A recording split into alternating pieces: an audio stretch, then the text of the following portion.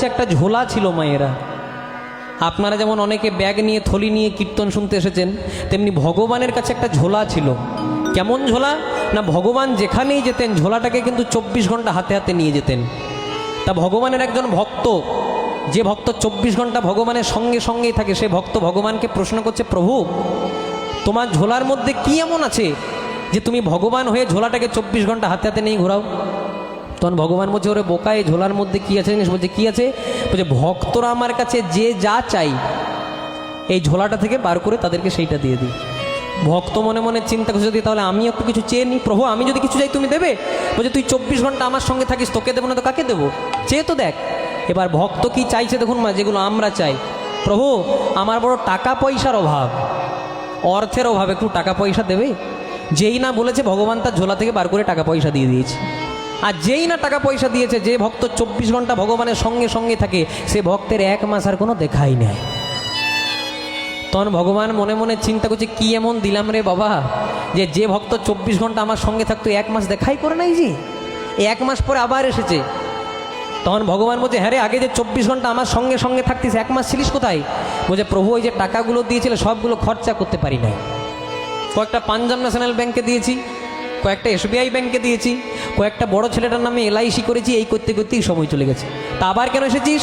বলছে প্রভু টাকা পয়সা তো দিয়েছিলে, এবার যদি একটা ভালো দেখে ঘর করে দিতে খুব ভালো হতো। বলে ঘর চাই, এনে যা তোকে একটা 2 তলা বিল্ডিং করে দিলাম। ভক্ত আবার এসেছে, বলছে প্রভু টাকা পয়সা দিয়েছো, ঘরটা 2 তলা করে দিয়েছো, আমার স্ত্রী বলছে ঘরটা খুব ভালো হয়েছে, কিন্তু একটু যদি টাইলস মার্বেল লাগিয়ে দিতে আরও ভালো হতো।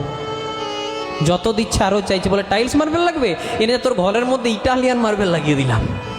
টাকা পয়সা দিয়েছে, ঘর করে দিয়েছে, টাইলস মার্বেল লাগিয়ে দিয়েছে। এবার ভক্ত বলছে প্রভু সব তো দিলে, কিন্তু আমার বড় ছেলেটা বলছে শশাড়ি থেকে বারাইপুর হেঁটে হেঁটে যেতে পারবো না, একটা গাড়ির দরকার। একটা গাড়ি দিলে ভালো হতো। বলে গাড়ি চাই, এনে তোকে গাড়িও দিয়ে দিলাম। ভগবানের ঝোলাতে যা কিছু ছিল ভগবান সব কিছু উজাড় করে দিয়ে দিলেন। সব কিছু দেওয়ার পরেও ভগবানের ঝোলাতে মোটে আর একটি জিনিস পড়ে আছে বাবা, সব দিয়েছে আর মোটে একটি জিনিস পড়ে আছে। তখন ভক্ত বলছে প্রভু সব তো দিলে, আর তো মোটে একটা জিনিস, ওইটা কেন রাখবে, ওইটাও দিয়ে দাও। তখন ভগবান বলছে, হ্যাঁ রে বাবা, তোর যে কোনোতেই কুলোচ্ছে না, যত দিচ্ছি আরও চাইছিস, এটা কিন্তু তোকে দেবো না। কেন? কারণ এইটা যদি তোকে দিয়ে দিই, তুই আর কোনোদিন আমাকে ডাকবিই না, তুই আর আমি সমান সমান হয়ে যাব। বলছে ঠিক আছে দিতে হয় না, তাহলে একটু বলে তো দাও কি আছে। বলছে হ্যাঁ বলতে পারি। বলছে কি আছে? বলছে শোন, তোকে টাকা পয়সা দিলাম, তোকে গাড়ি বাড়ি দিলাম, তোকে জমি সম্পত্তি দিলাম, জগতের সব অশান্তিগুলো তোকে দিলাম, কিন্তু একটা জিনিস দিই নাই, যেটা আমি সচরাচর কাউকে দিই না, যে জিনিসটার নাম হলো শান্তি। নিতাই গৌর প্রেমানন্দে হরি বল। ভগবান শান্তি সবাইকে দেয় মা। মনে মনে করুন কারো কোটি কোটি টাকা, কিন্তু যতক্ষণ না রাত্রিবেলায় 2 টাকার ঘুমের ট্যাবলেট খাই, ঘুম হয় না। শান্তি কাকে দেয়? এই যে মনে করুন আপনার রাত্রি জেগে বসে আছেন, ভগবান মনে মনে চিন্তা করে ভক্তের টাকা পয়সা কম আছে, ভক্তের গাড়ি বাড়ি কম আছে, ভক্তের জমি সম্পত্তি কম আছে, কিন্তু ওকে একটু বেশি করে শান্তি দিলাম। কারণ কারো যদি টাকা পয়সা গাড়ি বাড়ি জমি সম্পত্তি কম থাকে, কিন্তু মনে যদি শান্তি থাকে বাবা, তাহলে অভাব বোঝায় না। এতক্ষণ আমরা ছিলাম শ্রীধাম নবদ্বীপে। নবদ্বীপ মাঝে অনেক লীলা আস্বাদন করলাম। এবার প্রবেশ করব মধুময় শ্রীধাম বৃন্দাবন। বাসুদেব ঘোষ কহে, ঘোষ কহে, সবাই একটু হাত দুটিকে জোর করবেন মায়ের, করি জোড় হাত, করি জোড় হাত। বৃন্দাবনে যেই কৃষ্ণ, নবদ্বীপে সেই তো গোরা, আর নীলাচলে বা পুরী ধামে সেই তো জগন্নাথ, সেই তো জগন্নাথ। বাসুদেব ঘোষ কহে করি জোড় হাত, যেই কৃষ্ণ সেই গৌর সেই জগন্নাথ। দেখবেন মায়েরা, যারা কালী ভক্ত তারা বলে কালী সবার চেয়ে বড়, বলে না? যারা দুর্গা ভক্ত তারা বলে দুর্গা সবার চেয়ে বড়, যারা শিব ভক্ত তারা বলে শিব সবার চেয়ে বড়, যারা কৃষ্ণ ভক্ত তারা বলে কৃষ্ণ সবার চেয়ে বড়। কিন্তু কে সবচেয়ে বড়? ভগবান নিয়ে পার্থক্য করতে নেই, কারণ যে কৃষ্ণ সেই কালী সেই জগন্নাথ। আচ্ছা মায়েরা, তোমাদের এখানে দুর্গা পূজা হয়, কালী পূজা, সরস্বতী পূজা, সব পূজাই হয়। দেখবেন যে কোনো পূজা হোক, দুর্গা পূজা, কালী পূজা, লক্ষ্মী পূজা, সরস্বতী পূজা, যে কোনো পূজা, প্রথমে কিন্তু ঠাকুর মশাই হাতে 1 গণ্ডুষ জল নেই, নিয়ে পরে বলে ওম বিষ্ণু, ওম বিষ্ণু। তত বিষ্ণু। কেন আপনারা তো ঠাকুর মশাইকে চার্জ করতে পারেন, ঠাকুর মশাই আমি তো আজকে বিষ্ণু পূজা করাচ্ছি না, আমি তো আজকে কালী পূজা করাচ্ছি, আমি তো আজকে দুর্গা পূজা করাচ্ছি, আমি তো আজকে সরস্বতী পূজা করাচ্ছি, তাহলে আপনি বারবার বিষ্ণু বিষ্ণু কেন বলছেন?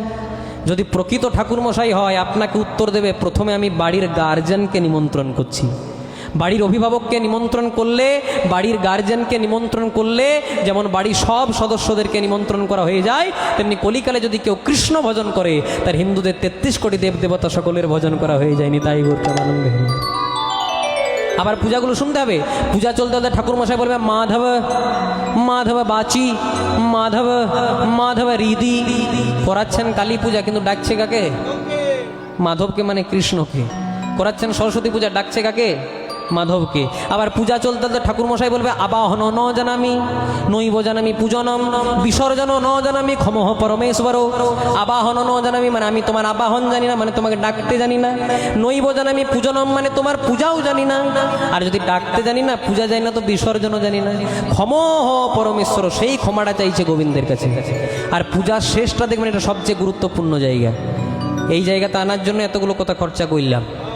আপনি কালী পূজায় করুন, দুর্গা পূজায় করুন, সরস্বতী পূজায় করুন, লক্ষ্মী পূজা, যে কোনো পূজা, ঠাকুর মশাই শেষ মন্ত্র কি বলে? সর্ব পাপ নারায়ণ চরণে সমর্পয়তু। মানে এতক্ষণ পূজা করতে করতে আমার বা আমার যজমানের যদি কোনো ভুল ত্রুটি হয়ে থাকে, হে নারায়ণ ক্ষমা করো। তাহলে করাচ্ছেন কালী পূজা, করাচ্ছেন দুর্গা পূজা, করাচ্ছেন সরস্বতী পূজা, সব পূজা করাতে গিয়ে আগেও নারায়ণ, পেছনেও নারায়ণ, ডান দিকেও নারায়ণ, বাঁ দিকেও নারায়ণ। তাহলে কড লাইনে কেন হাঁটবেন? ডাইরেক্ট মেল লাইনে হাঁটুন, কৃষ্ণকে ডাকুন, তাহলে তো কৃপা হয়ে যাবে।